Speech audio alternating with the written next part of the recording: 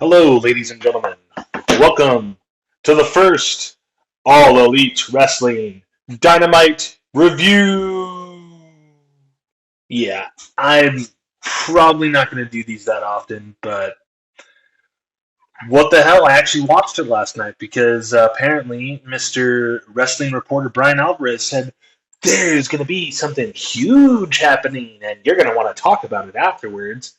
I mean, people did talk about it afterwards. I don't know if people really talked about it more. I don't know if they were really talking about it like, oh my god, this is the greatest thing since sliced bread, but it it it happened. So let's go and start with the very first match on the card. We had Jay Lethal versus Darby Allin, and this match, this rivalry has been going on since their anniversary episode where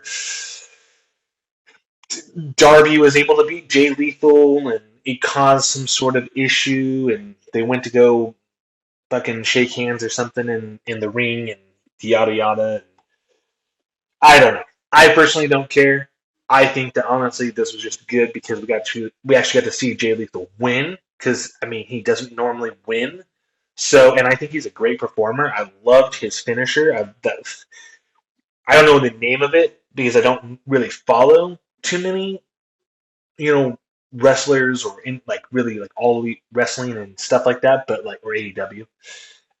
But his finisher, that was awesome. I actually really like it, and you can tell that he's practiced it to make it look that good. But um, a couple things to take from this match. Uh, I don't know who the fuck that kid was that had the Sting mask on, but I don't think anybody in the fucking crowd gave two shits when that guy took it off. Um, it literally seemed like everyone was like, "Ooh, who's it gonna be?" And then they took it off, and everyone was just like, "What the fuck am I watching?" Because it literally seemed like everyone deflated after that. But the bigger part of this match was that Mr. Double J, Jeff Jarrett, came out and smacked the living shit out of Darby with a guitar, his old gimmick, and I don't know if he got stuck, I don't know if he cut, but there was definitely a little pool of blood. And so now I guess Jeff Jarrett is Mr. All Elite, or as they're saying online, social media, reported by AEW, that he's the friend Jeff Jarrett. Um, yeah, I don't really have much to say about this. I mean, I personally don't look at it like this is a WWE guy being signed by AEW again. I definitely just kind of see this as, you know, someone who is a veteran trying to come in and, I don't know, help them out. They definitely need help. They need somebody there who knows what they're doing, and I don't think they have enough people. And maybe Double J can actually help them out. Who knows? Definitely don't want to hear him on the mic again because whatever promo that was last night was not very good. I don't think it really. I don't really think that it got the heat that he was wanting, and it definitely didn't come off good. But I will give him the time because I do think Jeff Jarrett is a good wrestling personality. So we'll definitely have to see what happens there. Then up next, you got your typical John Moxley, gonna crush him up, eat his bones promo. I don't fucking know. He's walking around, prancing around. I get everyone loves John Moxley in AEW, and I have to say, yeah, good on that guy because you know he's stuck around and he's been one of the guys that has stayed there, so hasn't gotten in trouble as far as I know, and I think he's done a pretty good job. I'm not a fan of his promos, not really a fan of his wrestling in AEW, but he is the guy right now.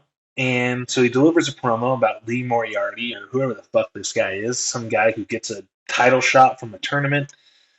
I don't know, because it doesn't make any fucking sense to me. I'm sorry. Why is the title being defended every single week? It's like last week he defended against Penta. I think the week before that he defended it. It's like a world title match every single week. Every single week. And there's no program. Okay, get this. There is no program between him, John Moxley, or the challenger, MJF, at all or at full gear. It's been more like Moxley just keeps wrestling these matches for the championship. MJF is doing promos with interviewers and then getting put into a segment with the firm, his quote unquote group. There's they haven't come together in the ring. I don't get it. Whatever. Just keep putting on these random fucking title matches, I guess. But so after his promo, you get to see a little, which I think this is. I don't really know. I mean, I think in some ways it's smart because it's actually talking about what happened with CM Punk and AEW, where now they're doing these segments where the elite are being erased, which I think in theory is like a good segment, but I do personally think that it's in poor taste because the elite are going to get portrayed as being this innocent group, and I don't necessarily think that they are the innocent group. I don't think that CM Punk is innocent. I definitely don't think that the elite are innocent. I think both people in this situation are equally wrong. But as you can see, one guy is not on TV and the other three are, and the other three are definitely going to run away with this. And you will see later in this show where that's going to take us. So they do a little thing. The elite are being deleted and whatever, which who gives a fuck really? I haven't missed them since they haven't been on TV, and honestly, I don't think anyone else has either. I haven't heard anyone ask, "Where's the elite? Where's the elite?" Mainly, people are asking, "Tony, when the fuck are you going to talk about what happened?" So, anyway, they go to a break. They come back. Mox is coming out from the garage. He's with Mr. William Regal, and then Lee Moriarty comes out. I'm not going to lie, this match wasn't very good. For me, it personally wasn't very good because I think we all knew the outcome. Lee Moriarty, I have no fucking clue who this guy is. I don't know. I'm not a big fucking fan of the firm. I'm not a big fan of Stokely. I think he's just kind of fucking there. There's no real story to him, but whatever. At one point, they're chanting MVP, and I think the wrestlers thought it was. I think Moxley and Moriarty thought they were getting a reaction, but you can see everyone in the crowd is looking over to the corner because some football player decided to come sit at the ring. And I don't know. But like I said, this match continues on. Moxley does his little stomps. Some fucking Ethan Page guy comes out. They beat up Moxley. I don't know, was it going to be the next fucking challenger next week in this tournament or whatever? I don't fucking know. Who fucking cares, really? After that, you got Renee Paquette sitting down with Sriracha, whatever the fuck you want to call her. This was like watching. Okay, so they already did a segment on Renee's podcast where she sat down with Paige or Sriracha, and that seemed more real. Like obviously that's real because it's not scripted. But then when you get to here, this legitimately, like when you watch it, it's like, so why did you want to join AEW? And it's like instantly, it's like red lights on, acting comes on. Well, I thought like I wanted to be on AEW because that was where the party was, like hamming it up, and it comes off so unreal. Like it just seems like Tony Khan has a gun to the back of Sriracha's head, saying, "You better say this shit about AEW." That it was the fucking coolest spot that you wanted to be. You better fucking diss WWE or else I'm going to pull this fucking trigger. That's what I get from this. And it is just garbage. Just garbage. And I'm sorry, no one gives a fuck about Paige. No one gives a fuck about Paige anymore. No one cares. So after that, they come out and it's Daddy Ass and the Acclaimed. And it's Daddy Ass's birthday, everybody. And I love myself some of the Acclaimed, but every one of their segments seems like it goes on 2 minutes too long. I enjoy that their segments don't feel like they're planned. I like that they're with Billy Gunn, and I feel like he's teaching them to read the room and to deliver promos and do things that the crowd is going to get to enjoy. They made a little remark about the DX reunion and how a couple of them were going to show up, but they got mad because Billy Gunn was at the reunion. I don't know. Don't give a shit. Think it's funny to an extent.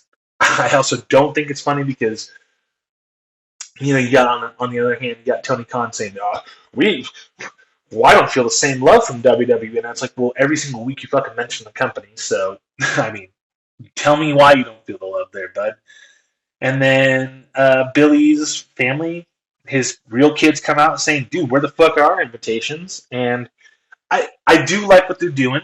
I do like this. It's like they're getting jealous because previously they claimed they're like, would you sign this adoption paper so we could become your sons, basically, which I think is pretty cool. So they're setting up. I like that they're setting up an angle between the Acclaimed and the Ass Boys. I think that's going to be a pretty good match because I think both those teams are good. And I like that FTR came out and made the save, even though they got beaten like a fucking shit-eating mule for the past fucking whoever knows how long in AEW. And they hold the titles, and they're looking at them, and they hand them to the Acclaimed. The Acclaimed steps up, and I'm just looking at it like, why the fuck wasn't this done sooner? Like, why haven't FTR been able to do this sooner? And I know that the rumor is that the Young Bucks have been kind of suppressing FTR, and then they do this, and I think if the rumors are true, it just feels like they're doing this to say, no, we want FTR to be good. And so, I don't know. I do like this. I think it's going to be cool. I think because the Gun Club or Gun Ass Boys screwed FTR out of having a title match for the tag titles. So obviously we're going to see, hopefully we'll see these two wrestle. And then maybe that will then lead to them wrestling the Acclaimed. I think these three teams, definitely talented people. And I think they're going to put on a good match. It's definitely something on AEW TV that I enjoy. So, up next, you got Jamie Hayter doing a backstage with Tony Schiavone. Jamie Hayter is going to wrestle fucking Tony Storm for the title at Full Gear, which, good. I wish she would win. I think she's definitely a good, talented woman wrestler in AEW. And then here comes.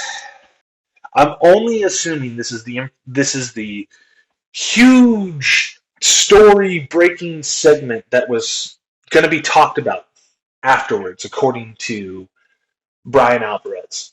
But yeah, Chris Jericho coming down. He's doing his fucking stuff, which his character right now reminds me a lot of Seth Rollins.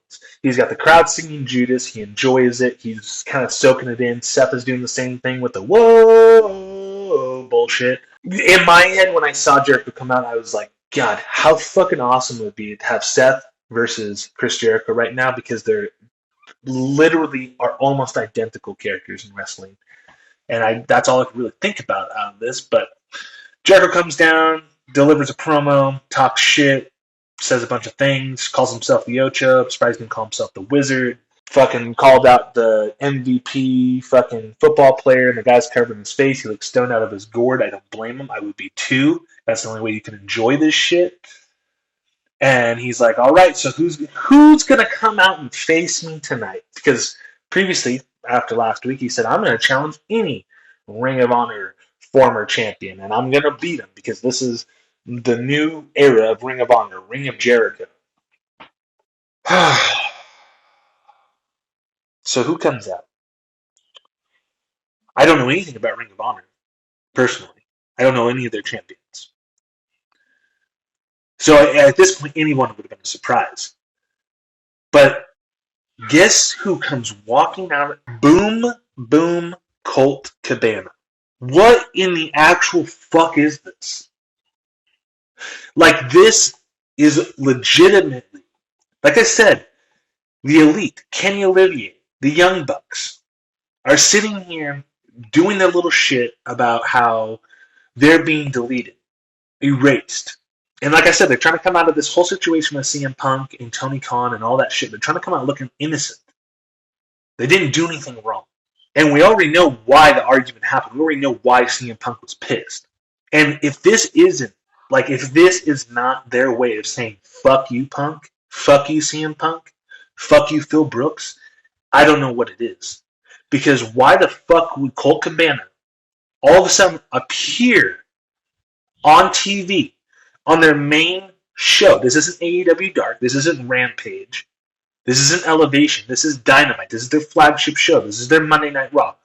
To challenge one of their top stars for the Ring of Honor Championship, which who even fucking knows what the meaning, who even knows what the significance of this championship is. But they have Boom Boom, lazy face Colt Cabana come out to wrestle Chris Jericho. A guy, the last thing that we saw from this guy, he was in the Dark Order. Nothing has happened with this guy. His claim to fame has been CM Punk. Literally, he was probably trending because of CM Punk, because of that media scrum. I'm just flat. My jaw dropped to the floor because I was not expecting to see this fucking douchebag come out here at all. I mean, Jim Cornette called it on his podcast. He was like, "Hey, who are they going to have wrestle Jericho? Colt Cabana?" And I don't even know if he was saying that seriously, but I'm pretty sure he was saying that as a joke. And it's like, no, they were being dead fucking serious. I think they were listening to Cornette and were like, that sounds like a great idea. Let's go ahead and do that. Because just like Kenny Omega admitted, people listen to Corny's fucking podcast and take what he says seriously. So anyway, I fast forwarded through most of this match because once I saw his little fucking lame face come out, I just couldn't pay attention after that. I was just so surprised. I saw people. I mean, you could hear people chant "Welcome back." I'm surprised they didn't chant my mom's bank account. I don't know. It was just This felt weird, and I lost all interest in the show. I mean, I didn't have much interest to begin with, but after this happened, I definitely just didn't give a shit. I fast forward to the finish. Jericho hit a code breaker on him. And it like hit the side of his face or whatever. I don't know. He didn't take it the right way. It didn't look good. And there's a huge brawl. They try to beat up the commentator. I think his name's Ian Rick Gabani or some shit. I don't fucking know. I don't fucking care. I honestly don't fucking care. And then after this, there's a backstage with Penta, Ray Phoenix, and Pac. They're talking about him challenging Orange Cassidy for his title because, if you haven't noticed in this whole show, I think the only match that didn't have somebody with a fucking title or a segment was the first one because Darby Allin doesn't have a title. I'm surprised he doesn't have a title. Jay Lethal doesn't have a title. The next match was Moxley. He has a title. After that, it's the Acclaimed. They have a title.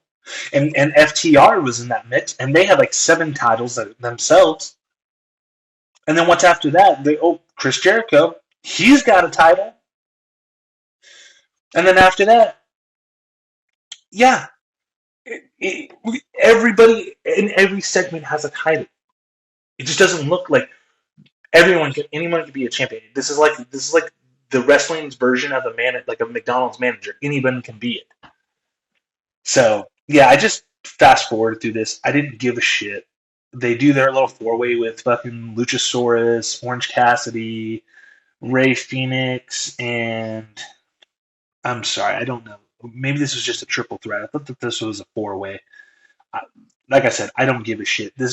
First of all, this title, I don't give a fuck about this title because again, everyone has a title, and like I said, I don't give a fuck about this title. But Orange Cassidy wins. They probably did a bunch of athletic stuff. I saw that Luchasaurus went through a table. Cool, good for him. Oh, I see Jungle Boy came out. Maybe that was what it was. Like I said, I fast forwarded through this. I just can't watch it. Like I said, the Colt Cabana thing really ruined it for me. I was just like, I'm done. I don't fucking care what these people do anymore. And I fast forward to the end, and in typical AEW fashion, guess what happens? There's a debut of a fucking guy we don't know anything about. And apparently this is a dream match. Who the fuck is this guy? I don't even know the guy's fucking name. I don't know anything about him. And everyone's popping for it, but I'm watching this. I'm like, there's no explanation for who he is. Nothing. I don't know who this person is. But apparently this is a dream match. So I guess we'll have to find out. I don't fucking... Don't know. Don't fucking care. Next is a little segment with Swerve and Keith Lee and some guy who looks like Rick Ross. Could give two shits less. Swerve is great. Keith Lee, God, honestly, I think I see why WWE had such a hard time with Keith Lee, and I think he worked better with Triple H and didn't work well with Vince McMahon. But I'm starting to see it. I'm starting to see like he's just not good in my opinion. But next match on the card is Marina Shafir versus Jade Cargill, and I watched a couple of parts of this. And I'm sorry, but it was just a typical Jade match. There's a bunch of botches, just didn't look good. I don't fucking care. She doesn't even have a championship because whoever the fuck, Nyla Rose, has stolen it, and she still hasn't gotten it back. I don't understand why she doesn't have it back. I don't understand what the hell is going on, but it just seems pointless to me. It just seems, again, this is just something to put on TV. They scratched their head. What can we do with these people? And they said, I know, she'll steal the title and she'll chase him like this is a fucking episode of Tom and Jerry. Then last we have Brian Cage versus Samoa Joe in a match I could give two shits about. I personally, I love Joe, but unfortunately, Brian Cage suffers from getting his ass beat every single week, so I don't care. And then they're setting up, and here comes Wardlow, making a save after Joe gets his ass beat. Then Powerhouse Hobbs appears out of nowhere and fucking slams him, and there's going to be a match for the TNT title.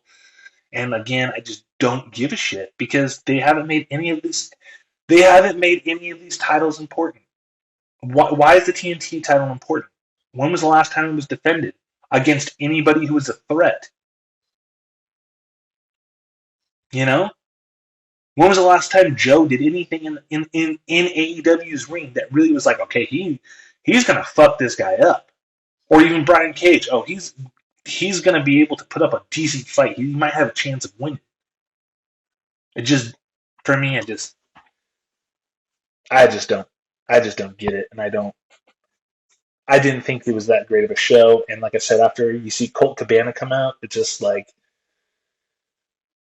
left me scratching my head thinking, what the fuck is going on? Because now I'm not really looking forward to next week. I'm not looking forward to Rampage. Did they even set anything up for Rampage? I don't even think they did. If they did, it's in the portions I fast forwarded through because you just can't watch it. You just can't watch any of this stuff. It's like they have good, decent segments. I did enjoy Jay Lethal versus Darby Allin. I think both those guys, Darby is on the fence with me, but I definitely think he puts on a good match. I think he sells good.